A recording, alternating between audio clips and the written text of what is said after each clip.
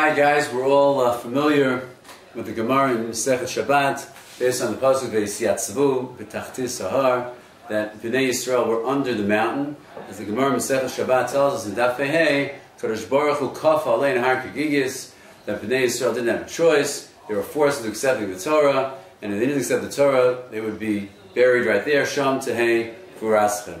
And of course, everyone tells us, everybody asks the question, what's going on over here? Bnei Yisrael accept the Torah willingly, Naaseh v'nishma. So the approach is that many people say in the same way, in their own lashon, that I was learning a sefer of the Sri Eish, and he points out in his own lashon that the idea is we are inspired, moved, driven by tremendous supernatural activities. It's impossible that somebody's going to be affected by the changing of the teva, by Kriyas Yamsuf, by specifically Matan Torah. Of course, Bnei Yisrael are going to say yes, Naaseh v'nishma. It's almost like they didn't have free choice. Of course, they had free choice in the same. They could have said no, but it would have been insane. It was in their face. They saw it. They realized it. The problem, the drawback is, who's going to say that's going to last?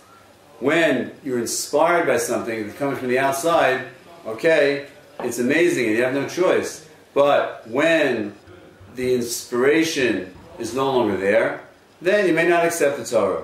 Until the time of Haman Achashverosh, then we go to the period of time where there's no Nevuah, the end of the period is Churban, and then they still accept the Torah willingly, as it says in the Gemara, Kimu, it says the Gemara brings the pasuk, Kimu v'Kimu Gad Esther.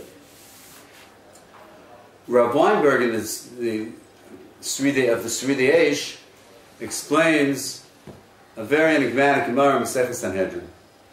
The Gemara talks about the pasuk we all know from Yeshus Chayil, Friday night, Sheker Achein v'Hevel Hayofi Isha Yiras Hashem B'Tisalo. The Gemara says that each one is talking about a different historical period. Sheker Achein, what does that mean? Sheker, it's false, the beauty, the grace. That's talking about the generation of Moshe and Yoshua.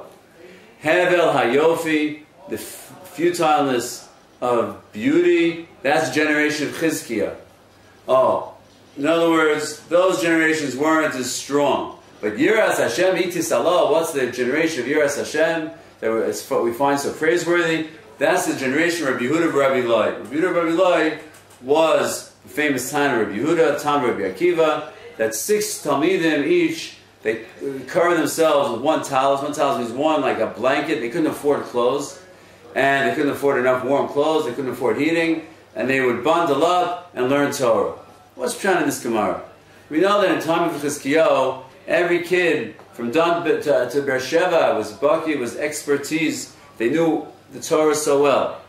We know that all in Eretz Yehuda, they all know Tumah and Tara. We can't even roll the Masechtos in Seder Taras. And they knew every single kid.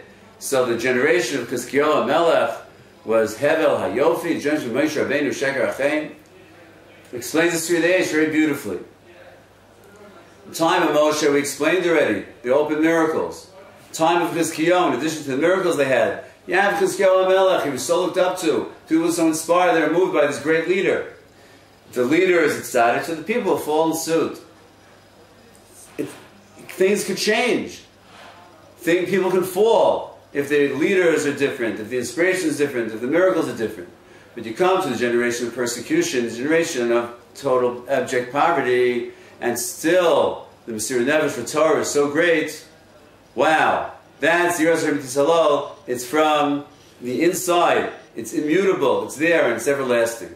So to summarize, what we have here, yes, Bnei Yisrael said Naaseh v'nishma, but who said that their acceptance is going to be permanent and immutable? Maybe, when they don't have the inspiration, they're not subject to the miracles, it will fall.